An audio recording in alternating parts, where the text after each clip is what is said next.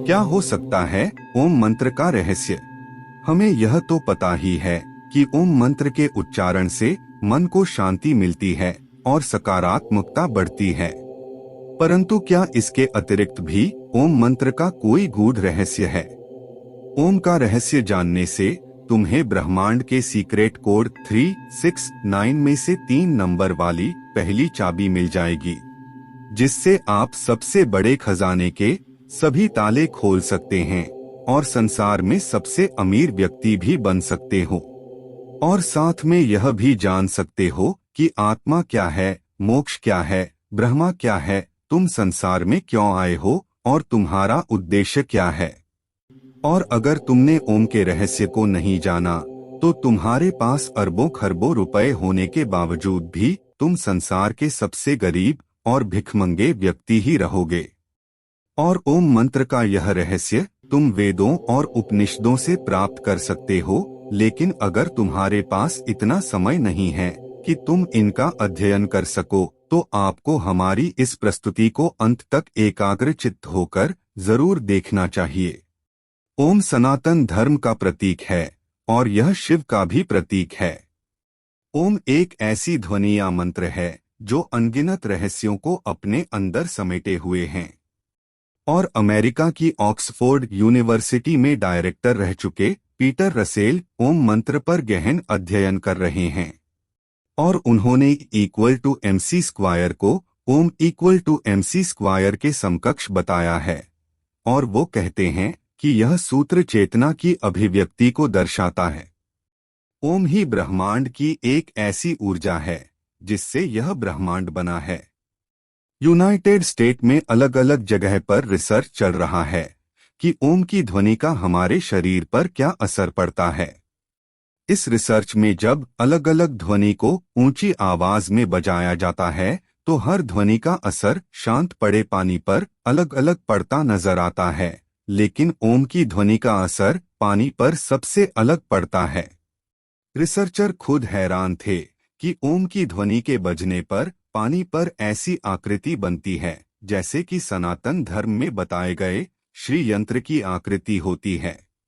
ओम के सिवा कोई ध्वनि ऐसी आकृति नहीं बनाती है। रिसर्चर ने बताया कि ओम की ध्वनि बहुमूल्य ज्ञान का खजाना है।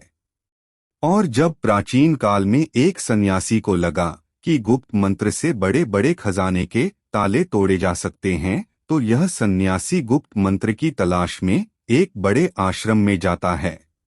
वहां के आचार्य से कहता है कि आप मुझे मूल्यवान गुप्त मंत्र दीजिए।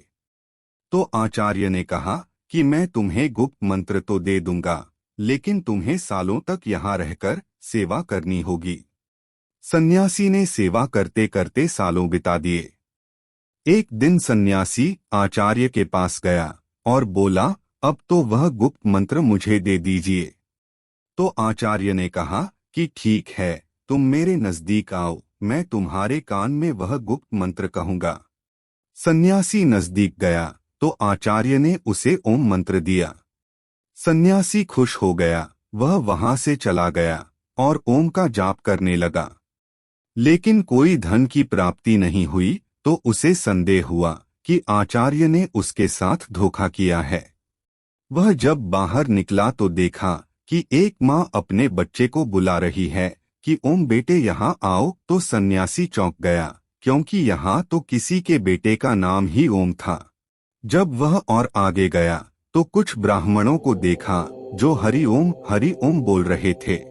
सन्यासी ने कहा, अच्छा यहाँ भी ओम बोला जा रहा है।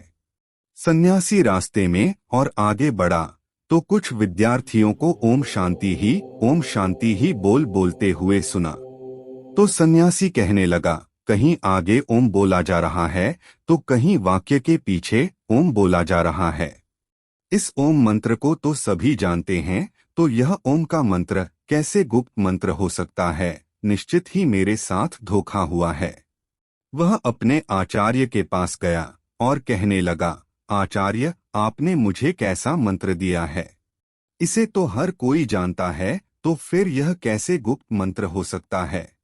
आप मुझे कोई दूसरा गुप्त मंत्र दीजिए जिससे मुझे खजाने की प्राप्ति हो। आचार्य बोले, ठीक है, मैं तुम्हें दूसरा गुप्त मंत्र दूंगा, लेकिन तुम्हें मेरा एक काम करना होगा। आचार्य भीतर जाकर एक पत्थर लेकर आए और सन्यासी से बोले, यह लो सन्यासी, इसे बाजार में ले जाओ और इसका मूल्य जानकर आओ। याद रहे, इस पत्थर को बेचना नहीं है। सन्यासी पत्थर को लेकर बाजार में गया और सब्जी वाले को दिखाया।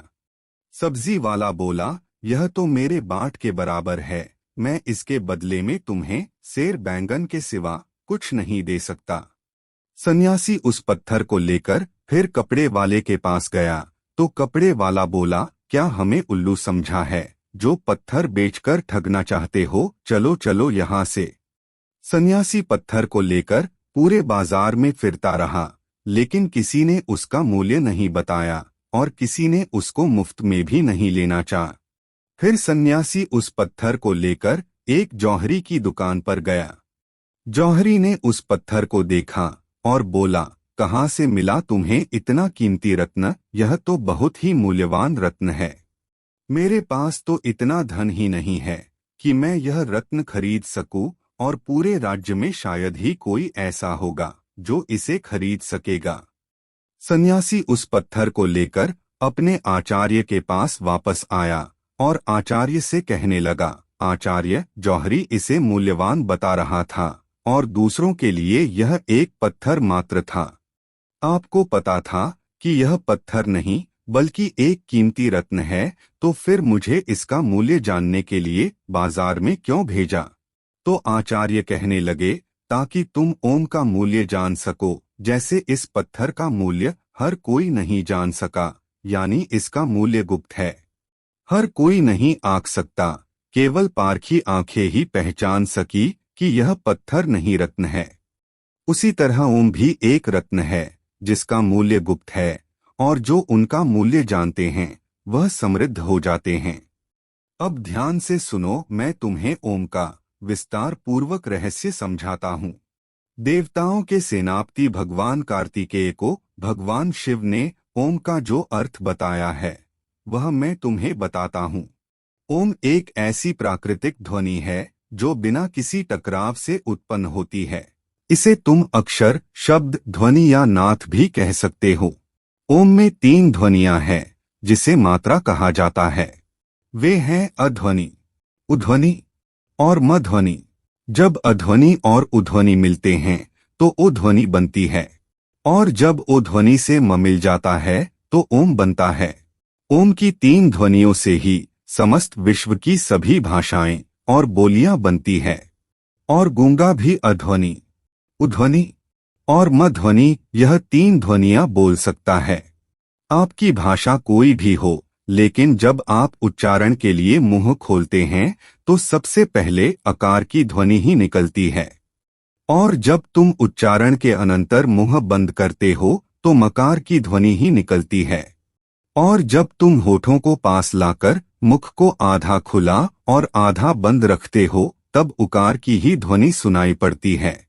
इसीलिए सभी भाषाओं की सभी ध्वनियां, फिर वह स्वर हो या व्यंजन, ओमकार के अंतर्गत ही आते हैं। इसलिए ओम विशिष्ट वैश्विक ध्वनि है। ओम ईश्वर का प्रतीक भी है।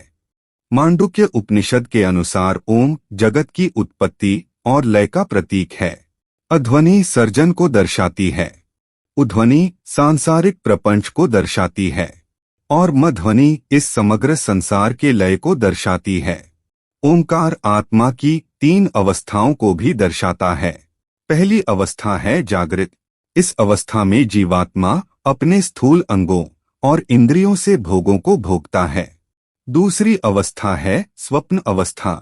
इस अवस्था में जीव अंतः प्रत्यय होकर जागृत अवस्था में भोगे हुए भोगों को अपने मन के द्वारा अनुभूति करता है। तीसरी अवस्था है सुषुप्ति। इस स्थिति में जीवात्मा आनंदमय ज्ञान स्वरूप हो जाती है और ज्ञान से परमानंद को प्राप्त करती है, और इन तीनों अवस्था के बाद आत्मा ब्रह्मलीन हो जाती है। इस अवस्था में आने के बाद आत्मा अद्वैत शिव ही शिव रह जाती है। अब उसे जीव, जगत और ब्रह्मा के भेद का प्रपंच नहीं रहता, और उसे अनाहत नाद गूंज सुनाई देता है। अनाहत नाद कोई ध्वनि नहीं है, लेकिन अनाहत एक अनुभूति है जिसमें आत्मा कहती है कि अहम ब्रह्मास्मि शिवोहम। मैं ही ब्रह्मा हूँ, मैं ही शिव हूँ, मैं ही ओंकार हूँ। मैंने ही जगत के रूप में अपना विस्तार किया है। मैं ही शेर हूँ जो मेरे ही हिरण रूप को मारने जा रहा हूँ। मैंने ही अपने पुत्र के रूप में जन्म लिया है और मैं ही मेरे माता पिता के रूप में जन्म ले चुका हूँ। इस संसार में केवल मैं ही हूँ, मेरे सिवा कोई नहीं है। बोलने वाला भी मैं ही हूँ और सुनने वाला भी मैं ही हूँ। सांप बनकर मैं ही अपने आप को डसने जा रहा हूँ और मैं ही उससे बचने के लिए दौड़ रहा हूँ। इस ओमकार रहस्य को जान लेने के बाद सोना, चांदी, रुपए, पैसे सब मिट्टी लगने लगता है, क्योंकि यह सब भौतिक पदार्थ वास्तव में मेरा ही स्थूल रूप है। मैं तो इतना अमीर हूँ कि यह घर, यह जमीन, यह पृथ्वी, यह तारामंडल ही नहीं, पूरा ब्रह्मांड ही मेरा है। और ऐसे कितने ब्रह्मांड हैं जो मेरे ही अंग हैं। तो मेरे जितना अमीर कौन हो सकता है? जब मुझे इतना बड़ा खजाना मिल रहा है तो मैं क्यों 3 किलो, 100 किलो सोना, चांदी और रुपए, पैसे के पीछे भागूं? और इस खजाने को खोलने के लिए मैंने 3 नंबर की चाबी दी है, ओंकार, जो अब मैं तुम्हें बताता हूँ। मूल नैसर्गिक ध्वनियाँ 3 है, अध्वनि, उध्वनि और मध्वनि। नैसर्गिक रंग 3 है, लाल, पीला और नीला। प्रकृति के मूल लक्षण 3 है, नाम, रूप और गुण। शरीर की तासीर 3 है, कफ, पित्त और वायु। ब्रह्मांड की स्थितियां 3 है, उत्पत्ति, पालन और प्रलय, और उनके देवता भी 3 है, ब्रह्मा, विष्णु और महेश। पदार्थ के मूल तत्व 3 है, न्यूट्रॉन, प्रोटॉन और इलेक्ट्रॉन। पहले आयाम 3 है, लंबाई, चौड़ाई और ऊंचाई, और इन 3 नंबर की चाबी को जितना गहराई से अध्ययन करोगे और उसकी गहराई में जाओगे, तुम मुझे ही पाओगे, नहीं अपने आप को ही पाओगे, क्योंकि इस संसार में तुम्हारे सिवा दूसरा कोई है ही नहीं। तो मित्रों, यह प्रस्तुति आपको पसंद आई है तो प्रस्तुति को लाइक करो और ऐसी ही ज्ञानवर्धक जानकारी के लिए आप हमारे चैनल स्पिरिचुअल आस्था को सब्सक्राइब जरूर करें और कमेंट में हर हर महादेव लिखना ना भूलें। धन्यवाद।